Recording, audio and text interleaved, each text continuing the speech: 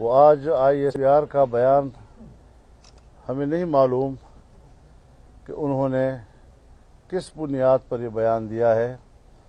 وہ تو فوج کا ادارہ ہے اور فوج کے نمائندے ہیں۔ یہ بیان تو کسی سیاستدان کو دینا چاہیے تھا۔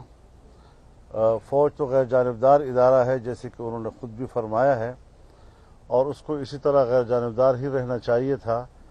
انہوں نے اپنے اس بیان سے فوج کو جانبدار بنانے کی کوشش کی ہے، جو ہم سمجھتے ہیں کہ نہیں ہونا چاہیے۔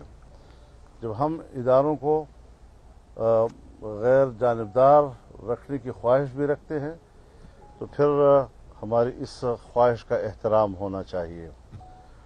مجھ سے پوچھا ہے انہوں نے کہ وہ بتائیں کہ ادارے سے ان کی مراد کیا ہے۔ انہوں نے یہ بھی کہا ہے کہ فوج ہمیشہ جمہوری حکومت کے ساتھ ہوتی ہے۔ انہوں نے یہ بھی کہا ہے کہ الیکشن میں فوج نے قانونی اور آئینی کردار ادا کیا ہے۔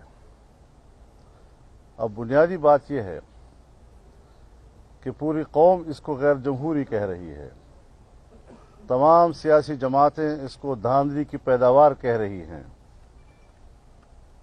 لہذا یہ کہنا کہ فضل الرحمان بتائے کہ کون سے ادارے، تو انہوں نے جو اپنے قانونی اور آئینی کردار کی بات کی ہے تو اس سے خود ہی یہ واضح کر دیا کہ میری مراد کون سا ادارہ ہو سکتا ہے۔ لہذا مجھے اس کے اظہار کی ضرورت نہیں ہے، یہ خود ہی انہوں نے کہہ دیا ہے کہ اس کی مراد کیا ادارہ ہو سکتا ہے۔ اس طریقے سے وہ اپنے آپ کو انوالو نہ کریں سیاست میں، سیاست سے دور رکھیں۔ اگر انہوں نے بطور ادارہ کی کوئی غلطی ماضی میں کی ہے تو پھر بھی ہم جب اداروں سے تصادم نہیں چاہتے تو ISPR کے ڈائریکٹر جنرل نے کیوں فوج کے ادارے کو عوام کے ساتھ تصادم کی طرف دھکیلنے کی کوشش کی ہے۔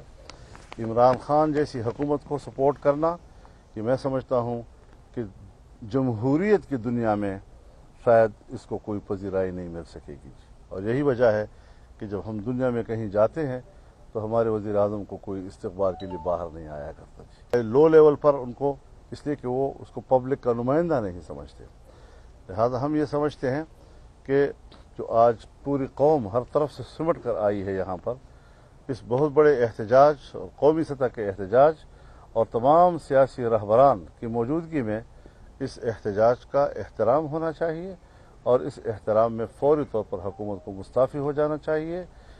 ان بیانات سے نہ ہمارے عزائم تبدیل ہوتے ہیں، نہ ہمارے ارادے تبدیل ہوں گے، نہ ہماری تحریک تبدیل ہوگی۔ اور آج ہم نے اس بات پہ اتفاق کیا ہے کہ کل رہبر کمیٹی کا اجلاس ہونا چاہیے، اور وہ اجلاس مختلف آپشنز کے اوپر غور کرے، تجاویز بنائے اور پھر پارٹی رہبران کے سامنے پیش کریں، تاکہ 1-2 دن میں ہم اپنے آنے والے مستقبل کے اقدامات کا حتمی